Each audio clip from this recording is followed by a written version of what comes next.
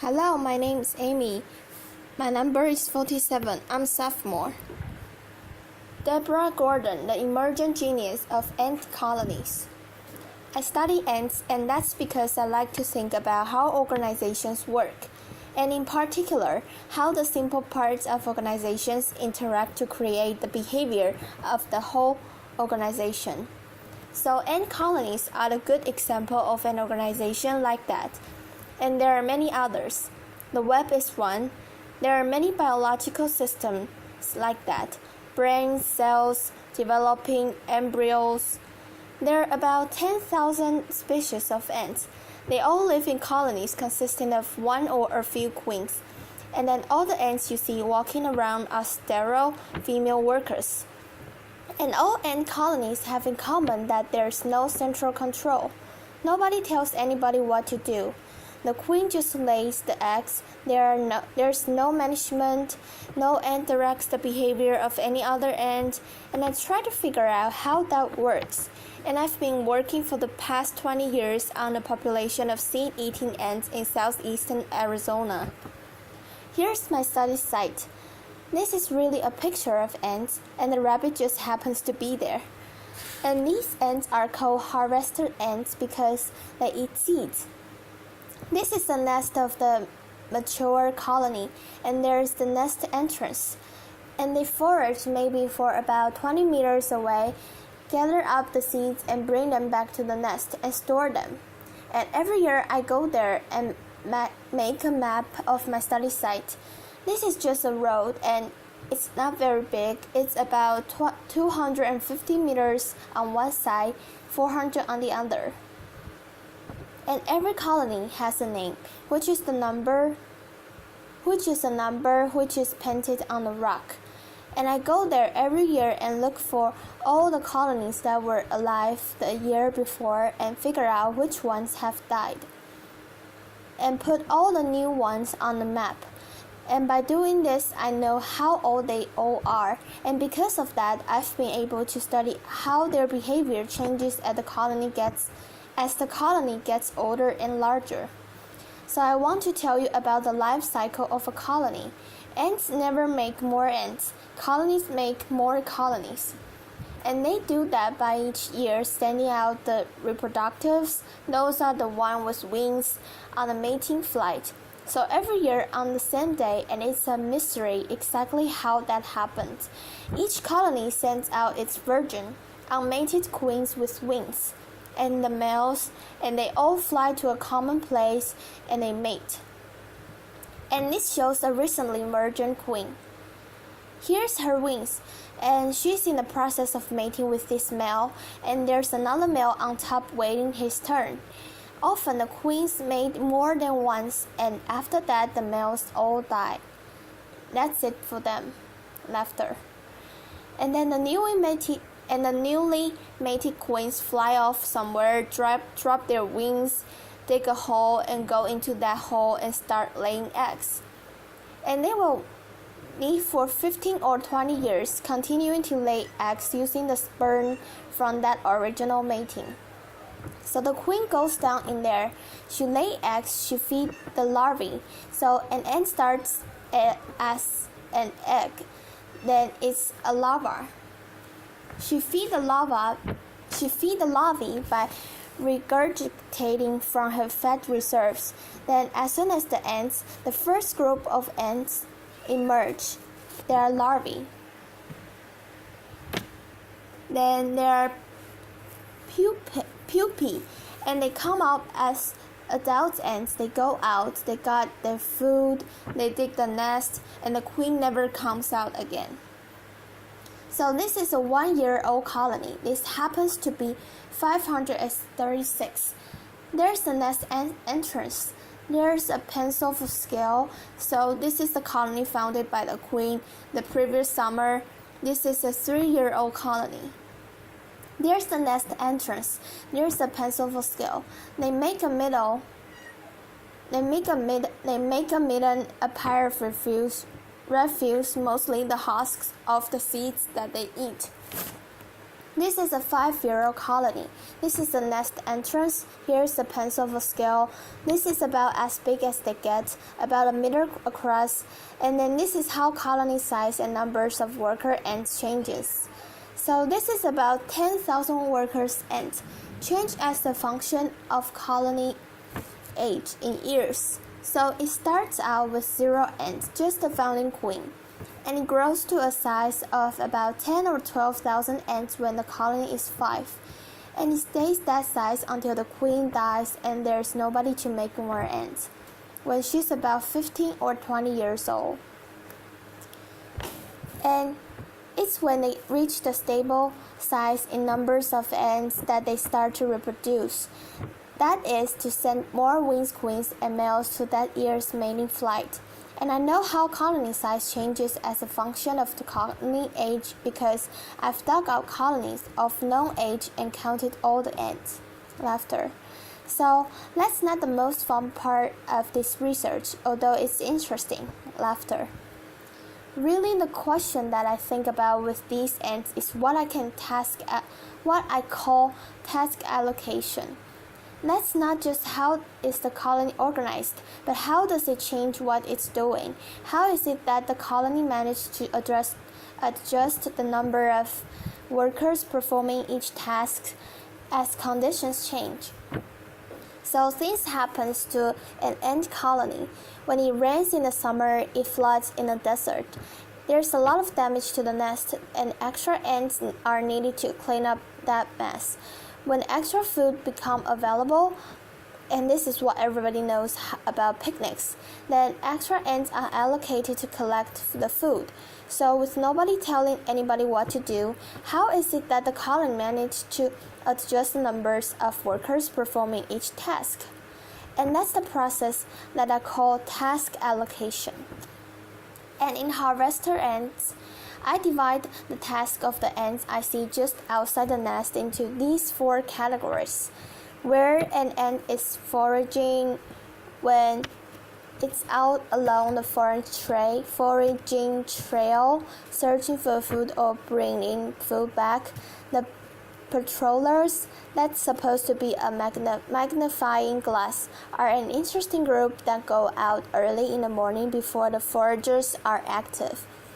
They somehow choose the direction that the foragers will go, and by coming back, just by making it back, they tell the foragers that it's safe to go out. Then the nest maintenance workers work inside the nest, and I want to say that the nest look a lot like Bill Lisman's house. That is that there are chambers inside. They line the walls of the chambers with moist soil, and it dries to a kind of an adobe-like surface in it. It also looks very similar to some of the cave dwellings of the Hopi people that are in that area. And the nest maintenance workers do that inside the nest, and then they come out of the nest carrying bits of dry soil in their mandibles. So you see the nest maintenance workers come out with a bit of sand, put it down, turn around, and go back in. And finally, the maiden workers put some kind of territorial chemical in the garbage. So what you see the maiden workers doing is making a pile of refuse. On one day, they'll all be here, and then the next day they'll move it over there, and then they'll move it back. So that's what the maiden workers do. And these 4 groups are just the ants outside the nest. So that's only about 25% of the colony, and they're the oldest ants. So an ant starts out somewhere near the queen, and when we dig up nest, we find they're about as deep as the colony is wide, so about a meter deep for the big old nest. And then there's another long tunnel and a chamber where we often find the queen after 8 hours of hacking away at the rock with pickaxes. I don't think that chamber has evolved because of me and my backhoe and my crew of students with pickaxes, but instead because when there's flooding, occasionally the colony has to go down deep. So there's this whole network of chambers. The queen's in there somewhere. She's just lays eggs. There's the larvae and they consume most of the food. And this is true of most ants, that the ants you see walking around don't do much eating. They bring it back and feed it to the larvae. When the foragers come in with food, they just drop it into the upper chamber and other ants come up from below, get the food, bring it back, husk the seeds, and pile them up. There are nest maintenance workers working throughout the nest, and curiously and interestingly, it looks as though at any time about half the ants in the colony are just doing nothing. So despite what it says in the Bible about, look to the ant, those sluggard. In fact, you could think of those ants as reserved. That is to say, if something happened, and I've never seen anything like this happen, but I've only been looking for 20 years, if something happened, they might all come out if they were needed. But in fact, mostly, they're just hanging around in there. And I think it's a very interesting question. What is there about the way the colony is organized that might give some function to the reserve of ants who are doing nothing? And they sort of stand as a buffer in between the ants working deep inside the nest and the ants working outside. And if you mark ants that are working outside and dig up a colony, you never see them deep down. So what's happening is that the ants work inside the nest when they are younger. They somehow get into this reserve, and then eventually they get recruited to join this exterior workforce. And once they belong to the ants that work outside, they never go back down. Now most ants, including these, don't see very well. They have eyes. They can distinguish between light and dark, but they mostly work by smell. So just to reinforce that, what you might have thought about ant queen isn't true. Even if the queen did have the intelligence to send chemical messages through this whole network of chambers to tell the ants outside what to do, there's no way that such message could make it in time to see the shifts in the allocation of workers that we actually see outside the nest. So that's one way that we know the queen isn't directing the behavior of the colony. So when I first set out to work on task allocation, my first question was, what's the relationship between the ants doing different tasks? Does it matter to the foragers what the nest maintenance workers are doing? Does it matter to the million workers what the patrollers are doing? And I was working in the context of a view of ant colonies in which each ant was somehow dedicated to its task from birth and sort of performed independently of the others, knowing its place on the assembly line. And instead, I wanted to ask, how are the different task groups interdependent? So I did experiments where I changed one thing. So for example, I created more work for the nest maintenance workers by putting out a pair of toothpicks near the nest entrance. Early in the morning when the nest maintenance workers are first active, this is what it looks like about 20 minutes later. Here it is about 40 minutes later, and the nest maintenance workers just take all the toothpicks to the outer edge of the nest mound and leave them there. And what I wanted to know was, okay, here's a situation where extra nest maintenance workers were recruited. Is this going to have any effect on the workers performing other tasks? Then we repeated all those experiments with the ants marked. So here's some blue nest maintenance workers, and lately we've gotten more sophisticated and we have this 3-color system. And we can mark them individually so we know which ant is which. We started out with model airplane pens, and then we found these wonderful little Japanese markers, and they work really well. And so just to summarize the results, well, it turns out that yes, the different tasks are dependent. So if I change the numbers performing one task, it changes the numbers performing another. So for example, if I make a mess that the nest maintenance workers have to clean up, then I see fewer ants out foraging. And this was true for all the pairwise combination of tasks. And the second result, which was surprising to a lot of people, was that ants actually switch tasks. The same ant doesn't do the same task over and over its whole life. So for example, if I put out extra food, everybody else, the million workers stop doing million works and go get the food, they become foragers. The nest maintenance workers become foragers. The patrollers become foragers. But not every transition is possible, and this shows how it works. Like I just said, if there is more food to collect, the patrollers, the million workers, the nest maintenance workers will all change to forage. If there's more patrolling to do, so I create a disturbance, so extra patrollers were needed. The nest maintenance workers will switch to patrol. But if more nest maintenance work is needed, for example, if I put out a bunch of toothpicks, then nobody will ever switch back to nest maintenance. They have to get nest maintenance workers from inside the nest. So foraging acts as a sink, and the ants inside the nest acts as a source. And finally, it looks like each ant is deciding moment to moment whether to be active or not. So, for example, when there's extra nest maintenance work to do, it's not that the foragers switch over. I know that they don't do that, but the foragers somehow decide not to come out. And here was the most intriguing result, the task allocation. This process changed with colony age, and it changes like this. When I do these experiments with older colonies, so ones that are 5 years or older, they are much more consistent from one time to another and much more homeostatic. The worse things get, the more I hassle them, the more they act like undisturbed colonies.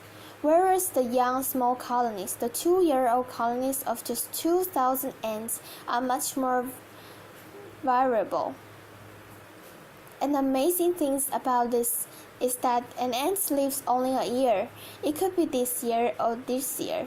So the ants in the older colony that seem to be more stable are not any older than the ants in the younger colony. It's not due to the experience of older, wiser ants.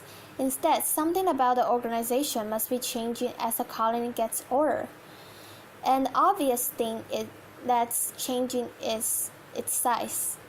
So since I've had this result, I spent a lot of time trying to figure out what kinds of decision rules, very simple, local, probably olfactory, chemical rules could an ant could be using. Since no ants can access the global situation, that would have the outcome that I see, these predictable dynamics in who does what task. And it would change as the colony gets larger. And what I found out is that ants are using a network of antennal contact. So anybody who's ever looked at ants has seen them touch antennae. They smell with their antennae. When one ant touches another, it's smelling it, and it can tell, for example, whether the other ant is a nestmate because ants cover themselves and each other through grooming with a layer of grease which carries a colony-specific odor. And what we are learning is that an ant uses the pattern of its antennal contacts, the rate at which it meets ends of other tasks in deciding what to do. So what the message is not any message that they are transmit from one end to another, but the pattern. The pattern itself is the message, and I'll tell you a little bit more about that. But first, you might be wondering, how is it that an ant can tell? For example, I'm a forager, I expect to meet another forager every so often. But if instead I start to meet a higher number of nest maintenance workers, I'm less likely to forage. So it has to know the difference between a forager and a nest maintenance worker. And we've learned that in this species, and I suspect in others as well, these hydrocarbons, these layers of grease on the outside of ants, is different as ants performing different tasks. And we've done experiments that show that that's because the longer an ant stays outside, the more these simple hydrocarbons on its surface change. And so they come to smell different by doing different tasks. And they can use that task with specific odor in particular hydrocarbons. They can use that in their brief eternal contact to somehow keep track of the rate at which they are meeting ends of certain tasks. And we've just recently demonstrated this by putting extra of hydrocarbons on little glass beads and dropping the beads gently down into the nest entrance at the right rate.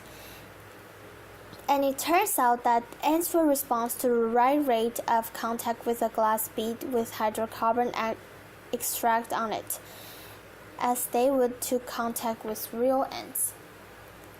So I want now to show you a bit of a film, and this will start out first of all showing you the nest entrance. So the idea is that ants are coming in and out of the nest entrance. They're gone out to do different tasks, and the rate at which they meet as they come in and out of the nest entrance determines or influences each ant's decisions about whether to go out and which task to perform.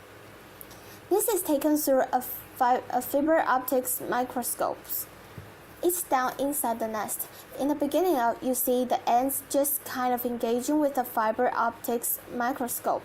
The idea is that ants are in there and each ant is experiencing a certain flow of ants past it, a stream of contacts with other ants. And the pattern of this interaction determines whether the ant comes back out and what it does when it comes back out. You can also see this in the ants just outside the nest entrance like this.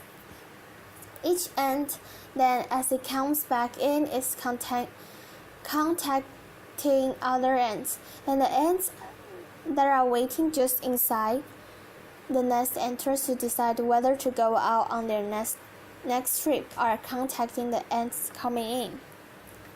So what's interesting about this system is that it's messy, it's variable, it's noisy, and in particular in two ways. The first is that the experience of the ants of each ant can be very predictable, because the rate at which ants come back depends on all the little things that happen to an ant as it goes out and does its task outside. And the second thing is that an ant's ability to access this pattern must be very crude because no ant can do any sophisticated counting. So we do a lot of simulations and modeling, and also experimental work to try to figure out how those two kinds of noise combine to, in the aggregate, produce the predictable behavior of ants' colony. Again, I don't want to say that this kind of haphazard pattern of interactions produce a factory that works with the precision and efficiency of clockwork. In fact, if you watch ants at all, you end up trying to help them because you never seem to be doing anything exactly the way that you think that they ought to be doing it. So it's not really that out of this haphazard contact, perfection arises. But it works pretty well. Ants have been around for several 100 million years. They cover the Earth except for Antarctica. Something that they are doing is clearly successful enough that this pattern of haphazard contact in the aggregate produces something that allows ants to make a lot more ants. And one of the things that we're studying is how natural selection might be acting now to shape this use of interaction patterns. This network of interaction patterns to perhaps increase the foraging efficiency of ant colonies. So the one thing though that I want you to remember about this is that these patterns of interaction are something that you expect to be closely connected to colony size. The simplest idea is that when an ant is in a small colony and an ant is in a large colony can use the same rule.